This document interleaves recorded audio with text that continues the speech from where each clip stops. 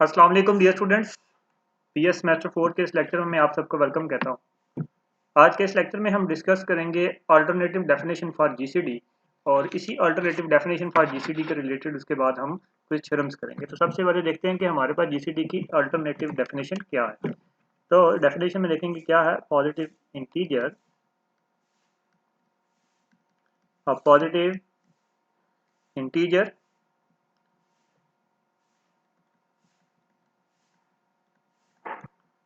d is said to be GCD is said to be GCD of A and B if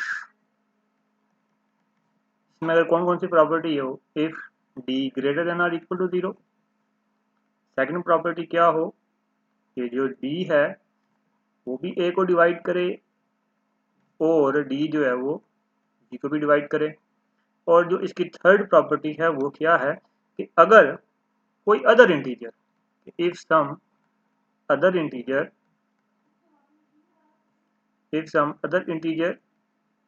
let's suppose E divides A and E divides B, then E divides D।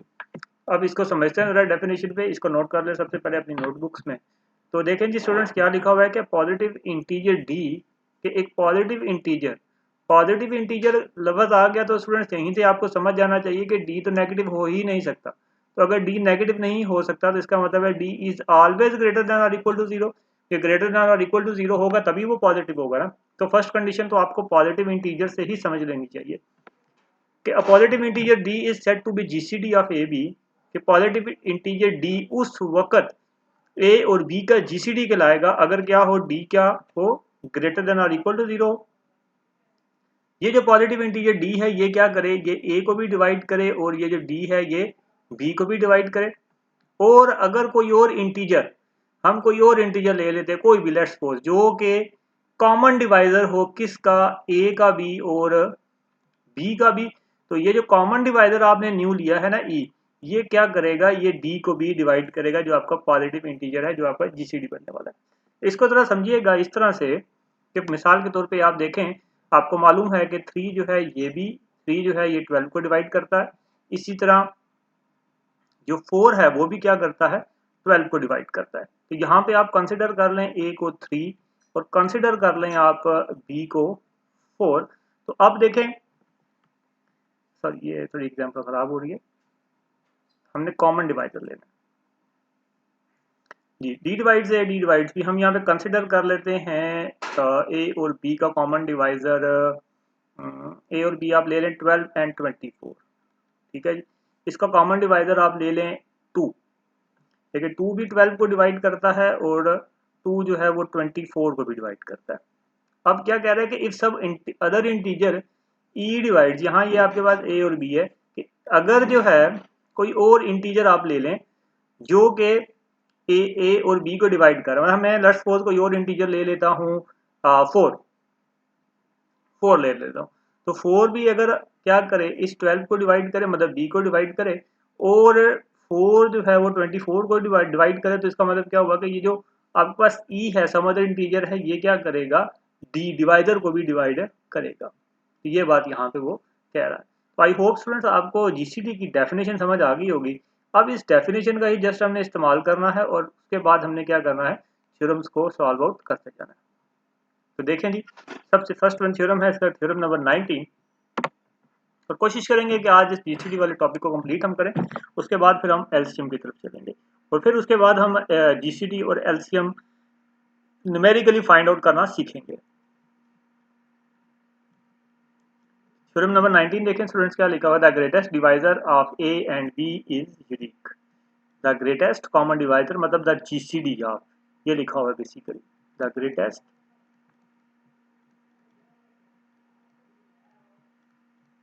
common divisor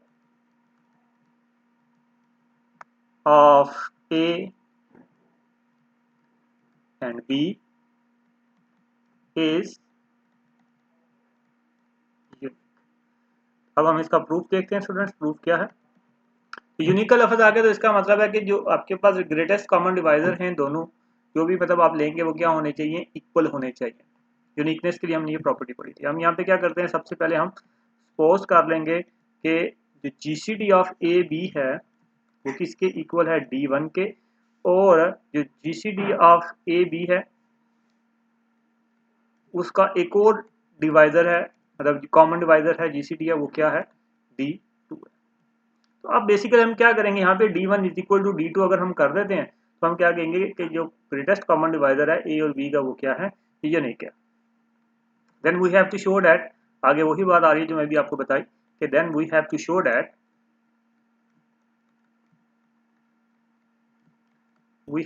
that D1 is equal to क्या होना चाहिए, D2 के equal होना चाहिए। अब हम conditions use कर रहे हैं और जीसीडी की डेफिनेशन कि if D2 is the GCD of A and B, if D2 is the GCD of A and B, and D1 is the common divisor of A and B, common divisor of A and B। यहाँ पे देखिएगा कि हम इसकी third property use करने वाले हैं। D क्या है, वो GCD है ए बी का, और D1 जो है वो क्या है, कॉमन डिवाइजर, मतलब D divides A, D1 divides A is equal D1 divides A and D1 divides B आ रहा है। तो इसका मतलब है कि ये जो D1 है ये D2 को भी डिवाइड करेगा, मतलब इस GCD को, जो थर्ड प्रॉपर्टी अभी अभी हमने इस्तेमाल की यहाँ पे हम वो इस्तेमाल कर रहे हैं। If D2 is the GCD of AB and D1 is a common divisor of A and B, then you have then, तो हमें मालूम है कि with the definition, then by the definition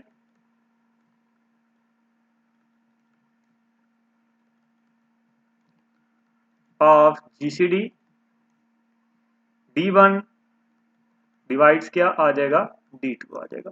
इसे आपने किसका नाम दे देना, A का। ये D1 डिवाइड्स D2 कैसा है, मैंने अभी थोड़ी देर पहले आपको समझाया कि क्या हुआ, क्या लिखा हुआ, if D2 is the GCD of AB, मतलब ये जो AB है इसका जो GCD है वो क्या है, D2 का। मतलब क्या हो रहा है कि D2 जो है ये भी A को डिवाइड कर रहा है और D2 जो है वो B को भी डिवाइड कर रहा है।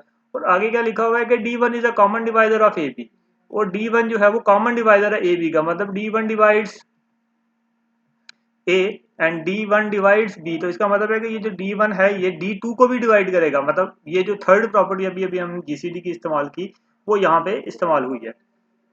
एंड नेक्स्ट देखें जी, इफ D1 इज द, जिस D2 की जगह पे आपके पास D1 आ जाएगा कि इफ D1 इज द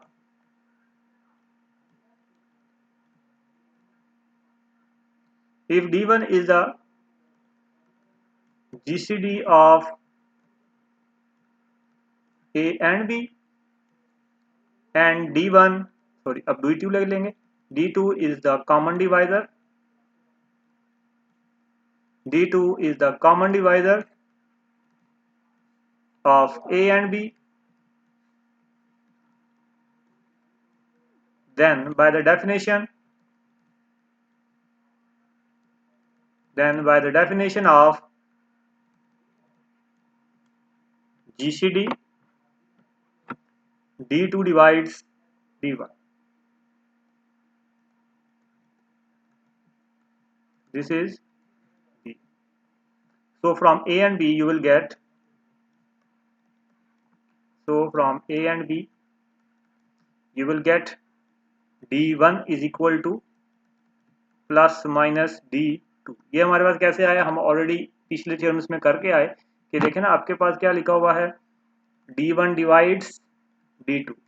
तो by the definition of divisibility D2 is equal to क्या आ जाएगा, D1, C आपके पास आ गया। सिमिलरली आपके पास क्या लिखा हुआ है, D2 डिवाइड्स D1, तो D1 इज इक्वल टू आपके पास यहाँ से स्टूडेंट्स क्या आ जाएगा, D2 C1, D2C आपके पास आ गया। तो अब यहाँ पे आप क्या करें जी, D1 की वैल्यू को पुट कर दें तो you will get D1 is equal to D2 आपके पास आ जाएगा बाय कैंसिलेशन का। तो प्लस माइनस है तो हमें मालूम है कि since D1 and D2 are non-negative,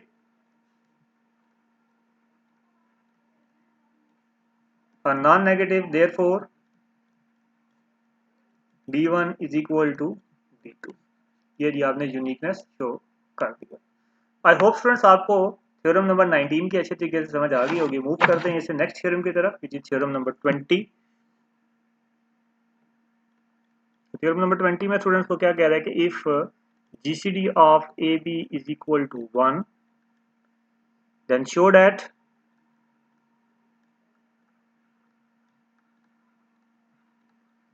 that GCD of A minus B and show that GCD of A minus B comma A plus B is equal to 1 और 2। तो सोल्यूशन देखें जी स्टूडेंट, सबसे पहले तो हमें जो गिवन दिया हुआ हम उसी को लेके चलेंगे, उसके बाद हम अपने प्रूफ की तरफ चलेंगे। जो हमें प्रूफ सबसे पहले स्टूडेंट्स दिया हुआ है उन्हें उसे हम क्या करेंगे, सपोज कर लेंगे। हम सपोज करते हैं जी, suppose that the GCD of A minus B comma A plus B which is equal to D। हम ये सबसे पहले सपोज कर लेंगे। तो इसका मतलब क्या हुआ स्टूडेंट्स, विच इम्प्लाइज दैट कि ये जो bye the definition of GCD, इसका मतलब क्या हुआ कि ये जो D है वो A माइनस B को भी डिवाइड करेगा और ये जो D है वो A प्लस B को भी डिवाइड करेगा। तो यहाँ से GCD की थर्ड प्रॉपर्टी जब आप यूज़ करेंगे तो उसमें क्या होगा कि या तो ये क्या है, दोनों A माइनस B यहाँ पे आपके पास माइनस में कंबाइन हो रहे हैं या क्या है, प्लस में कंबाइन हो रहे हैं। तो इसका मतलब है कि हम एक बार इसे क्या लिखेंगे, प्लस A प्लस B में लिखेंगे और एक बार हम इसे क्या लिखेंगे, माइनस में लिख लेंगे कि A minus B minus A और माइनस B आपके पास आ गया। तो which implies that D divides two A and D divides two B। तो D डिवाइड्स टू A और D डिवाइड्स टू B, इसे आप A और B का नाम दे दें। यहाँ पे आप इसे A का नाम दे दें और इसे आप B का नाम दे दें। तो suppose since it is given that GCD of AB is equal to 1, यहाँ पे आपने क्या लिखना है कि since GCD of AB is equal to 1, so there exist two integers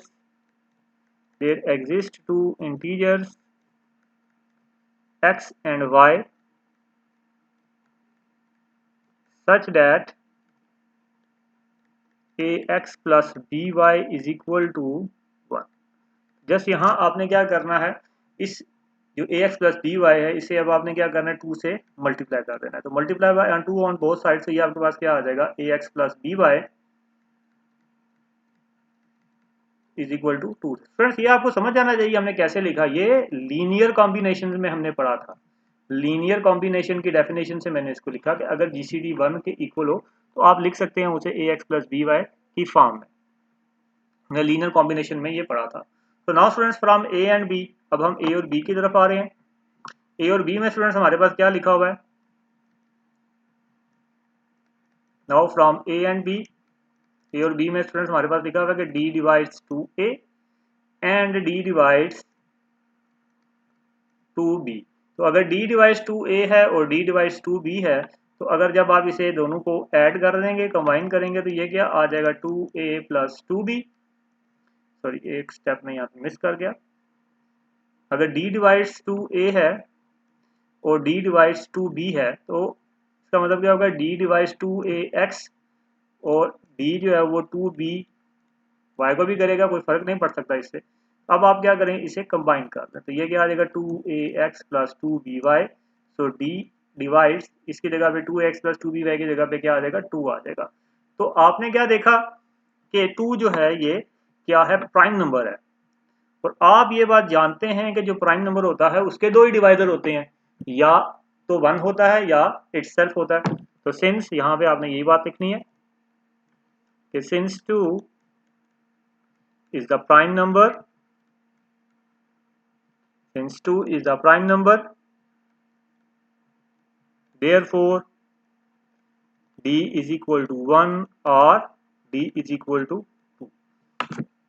तो इसे आप 1 में इस्तेमाल कर लें तो आपके पास क्या आ जाएगा, so from 1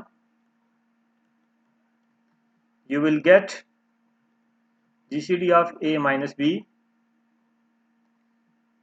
comma GCD of A plus B which is equal to 1 और 2। आई होप स्टूडेंट्स आपको समझ आ गई होगी कि हमने किस तरह से थ्योरम सॉल्व किया। तो स्टूडेंट्स इसी तरह से आपने जीसीडी की डेफिनेशन का इस्तेमाल करते जाना है, कुछ प्रीवियस थ्योरम का सहारा लेते जाना है। तो ये थ्योरम नंबर आपने 29 तक जीसीडी का टॉपिक जो है ये कंप्लीट कर लेना है। तो आई होप कि आपको समझ आ गया होगा कि जीसीडी की डेफिनेशन हम किस तरह से अप्लाई करेंगे। इसे नेक्स्ट लेक्चर में हम बात करेंगे एलसीएम की लीस्ट कॉमन मल्टीपल की, और इसको फिर हम वाइंड अप करेंगे नंबर थ्योरी को। तब तक के लिए अल्लाह हाफिज़ and have a nice day.